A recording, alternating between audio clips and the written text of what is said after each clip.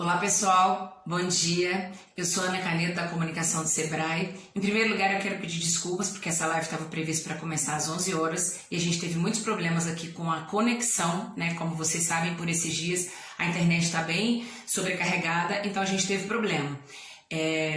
Eu hoje estou aqui para falar sobre um assunto muito importante que muita gente tem perguntado para a gente aí nas redes sociais, que é sobre as questões trabalhistas, né?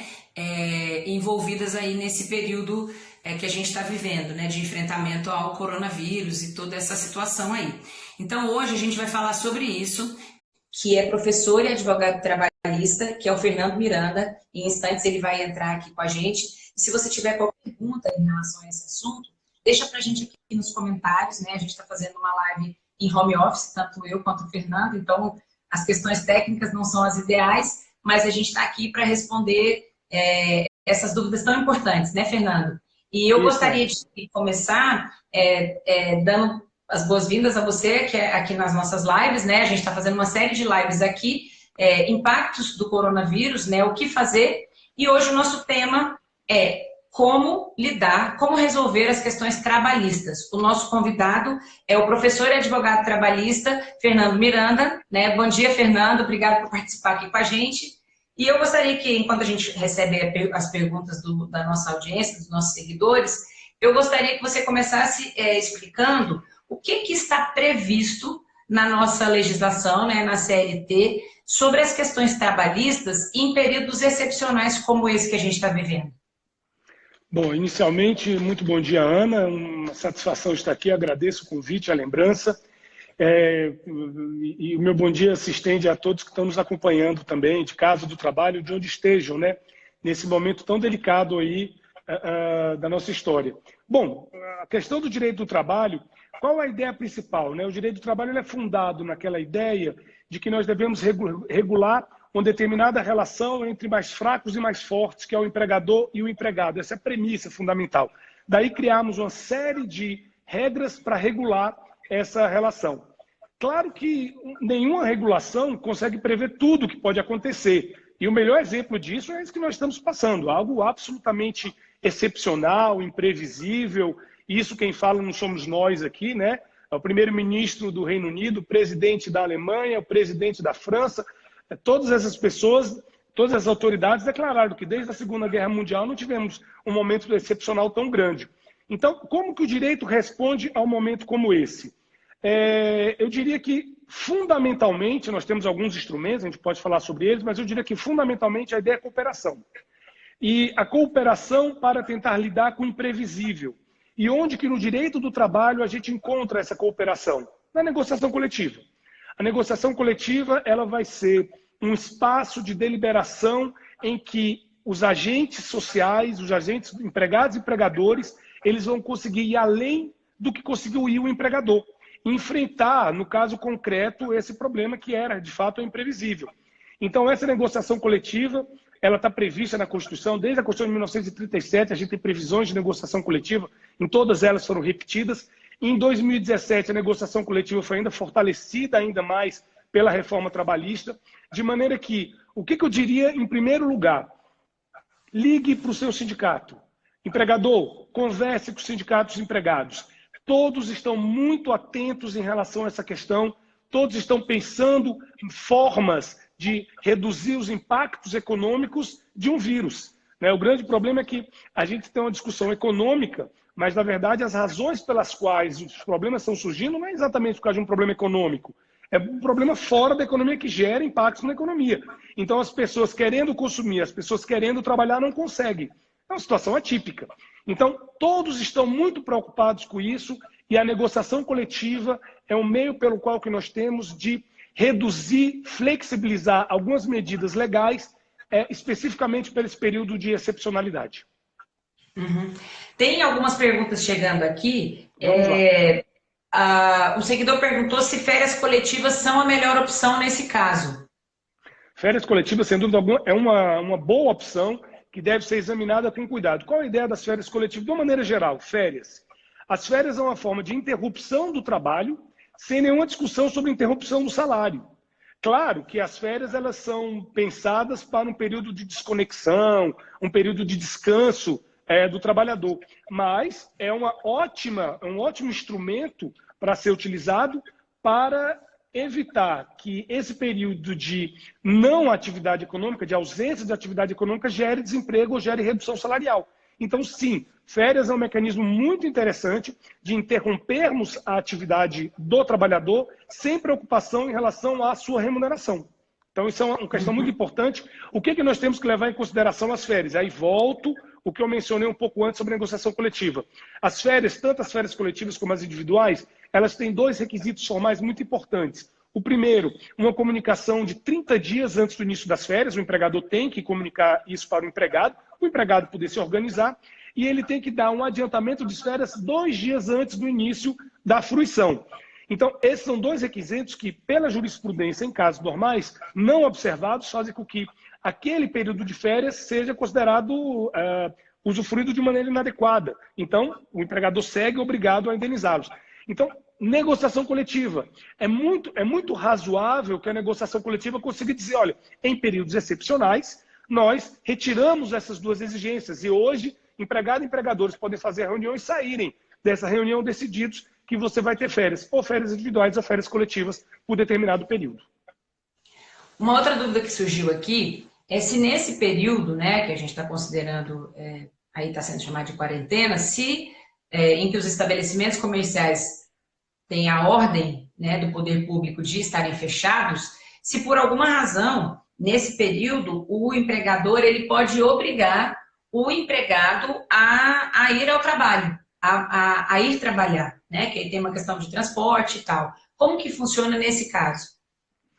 Na verdade, novamente, como é que a gente normalmente vai responder essa pergunta? O poder do empregador é o poder de dirigir a atividade. Então, um empregador, normalmente, ele pode exigir sim a presença do empregado. O empregado tem um contrato, ele está obrigado a ir. Só que estamos numa situação excepcional. Então, é muito razoável que o empregado não trabalhe.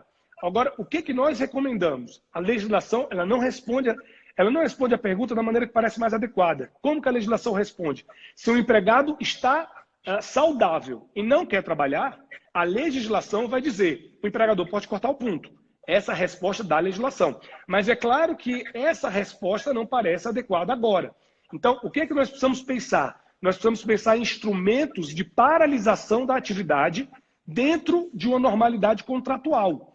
O que nós recomendamos? Pensarmos esses instrumentos que você tem de paralisação do contrato. Não parece uma boa ideia a gente resolver isso de uma maneira sem diálogo. O empregado dizer, eu não preciso ir, ou o empregador dizer, eu exijo que ele venha.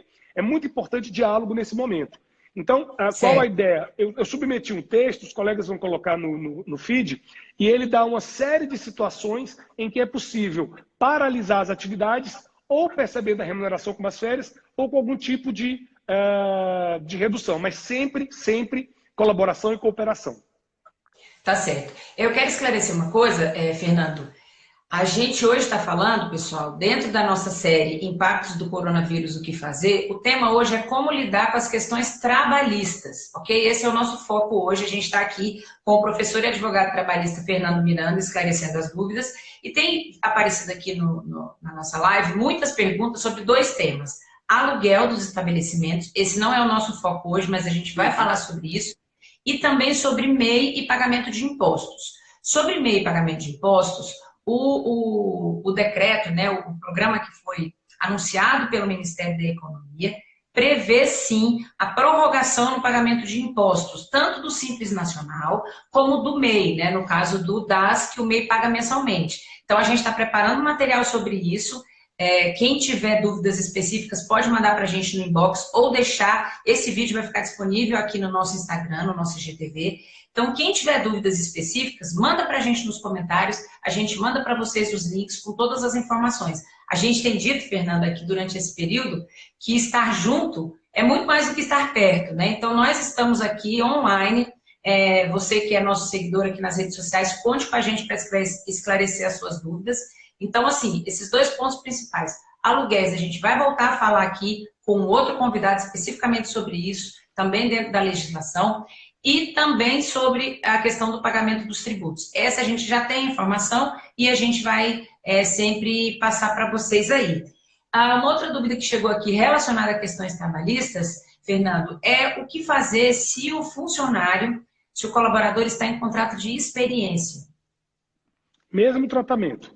A única diferença do contrato de experiência para o contrato normal de trabalho é a relação da extinção do contrato de trabalho. Todas as outras questões são idênticas. A única diferença é que o contrato de experiência é um contrato de prazo determinado, encerrado ao chegar aquele momento pré-definido, normalmente ou de 45 dias ou no máximo 90 dias, terminado aquele período, se as partes não quiserem prorrogar o contrato termina ali. Tirando essa diferença, todas as outras questões que falamos sobre todas as outras questões se aplica também ao contrato de experiência.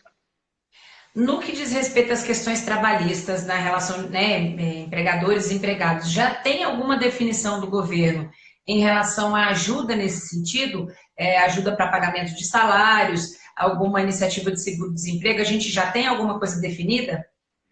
Definida ainda não, formalizada ainda não. Estamos acompanhando muito proximamente isso.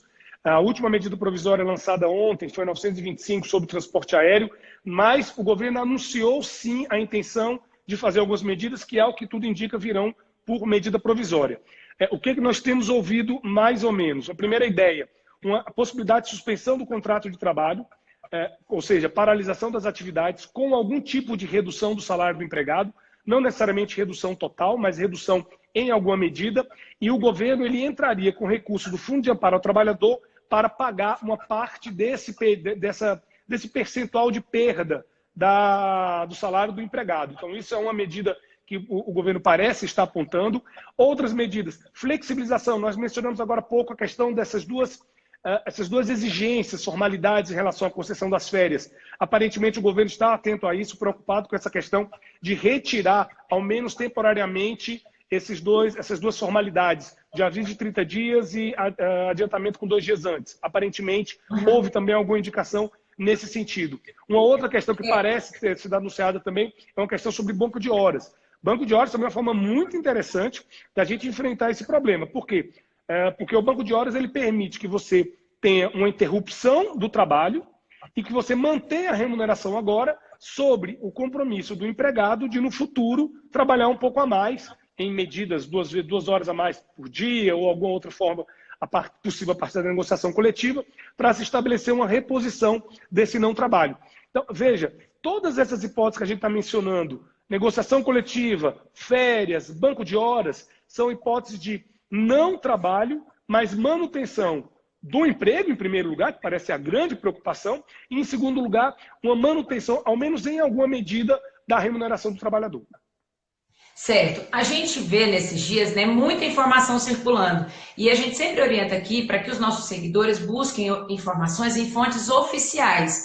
Então, em relação à questão trabalhista, não tem ainda nenhuma medida oficializada pelo governo. Isso ainda está em estudo. Então, sim, essa questão de pagamento de 50% do empregado, tanto para o MEI quanto para o pequeno negócio, para a microempresa, assim como seguro-desemprego e suspensão temporária de contratos de trabalho, nada disso ainda está formalizado. É isso? Exatamente. Inclusive, o governo também apontou uma preocupação em relação exatamente aos autônomos, né?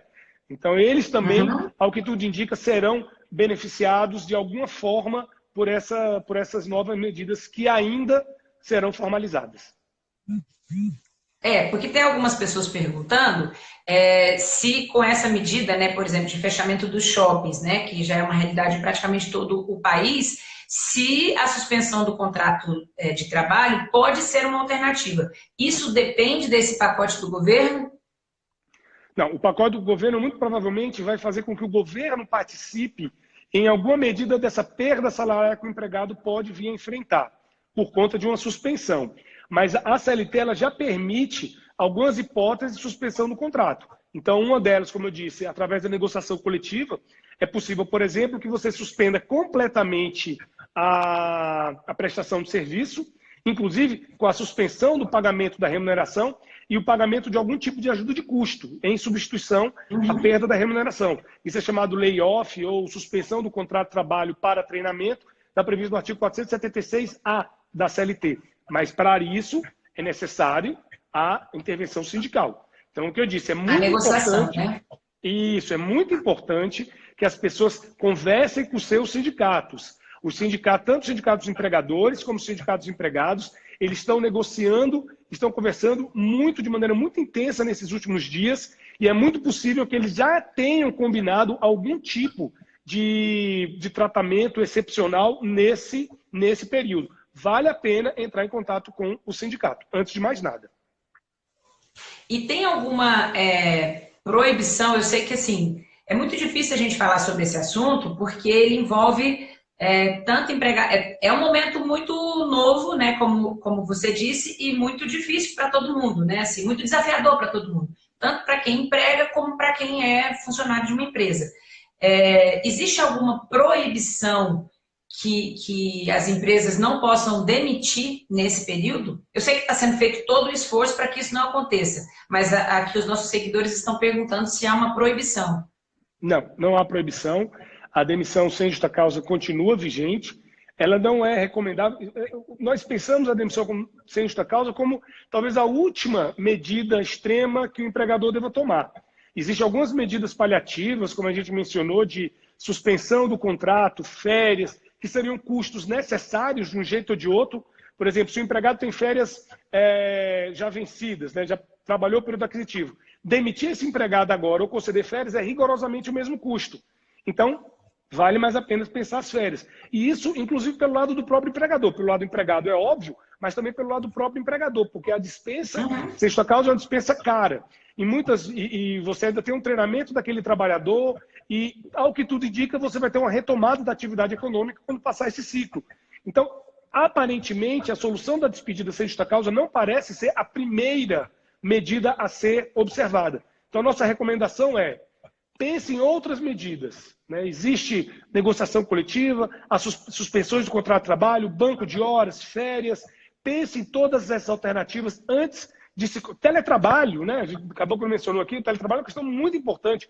Para quem pode fazer o teletrabalho, estamos eu e você aqui, por exemplo, fazendo o nosso trabalho normalmente de casa. Então, quem consegue fazer teletrabalho home office também é uma alternativa mais interessante. Por quê? Porque é uma alternativa que mantém, na medida que pudermos, algum tipo de normalidade da nossa atividade, que parece ser a grande recomendação de todos os especialistas. Então, a ideia é: tente manter a sua prestação de serviço, tente pensar nessas outras questões. E se efetivamente, depois de toda essa análise, for necessária a demissão de justa causa, sim, hoje está sendo possível. É possível que o governo faça algum tipo de restrição, não houve nenhum anúncio sobre isso. Então, o fato é, pelo panorama hoje, é possível sim a demissão sem justa causa. Nós só recomendamos uma reflexão dobrada em relação a isso, porque os custos são grandes e, muito provavelmente, não parece ser uma boa ideia em relação às outras hipóteses que estão à disposição do empregador. É isso. Bom, a gente sabe que tem muitas empresas que vão ser obrigadas a paralisar temporariamente suas atividades, né? Então, a recomendação é que se busquem alternativas em negociação, né, com os colaboradores e diante da situação, o que pode ser feito para chegar num melhor termo para todos. Seria isso, né, Fernando? Exatamente. Então, a gente termina onde começamos, a ideia de cooperação. A gente tem que cooperar para não estocar alimentos, a gente tem que cooperar para não sair para eventos sociais desnecessários, para não ir a aglomerações. Todos nós temos que cooperar nesse momento. A negociação coletiva também é um espaço de cooperação e todos estão bastante cientes disso. E a negociação coletiva, ela tem uma força que ela pode se sobrepor à lei. Então, através da negociação coletiva, é possível que os parceiros sociais consigam identificar soluções que não eram possíveis ao legislador identificar no passado. Então, efetivamente, a palavra-chave hoje parece sim ser a ideia de cooperação. Negociação. Negociação e cooperação. Negociação. O assunto não se esgota, né? As pessoas têm muitas dúvidas. Para quem perguntou sobre aluguel, a gente vai trazer conteúdo sobre isso. Para quem perguntou sobre pagamento de impostos, esses conteúdos já estão disponíveis. Se vocês tiverem dúvidas, deixe para a gente aqui nas nossas redes sociais, comentem. Tem o artigo que Fernando escreveu e a gente também vai disponibilizar para vocês. Enfim, a gente está aqui trabalhando bastante para levar até você, nosso seguidor, empreendedor, empresário de pequeno negócio, a melhor informação possível, a informação mais clara, mais correta. Então, se informe por meio de fontes oficiais, duvide de notícias que pareçam absurdas, né, é um período também importante nesse sentido, né? Vamos cuidar uns dos outros e cuidar, na medida do possível, dos nossos negócios, né? Fernanda, eu agradeço muito a sua participação aqui com a gente e estamos online. Estar junto é mais do que estar perto, a gente está online. Conta com o Sebrae, conta com o Fernando, conta com o Sebrae e até a próxima. Qualquer dúvida, deixa aqui nos comentários. Bom dia, Muito obrigado. Fernando. Boa continuação a grata. todos.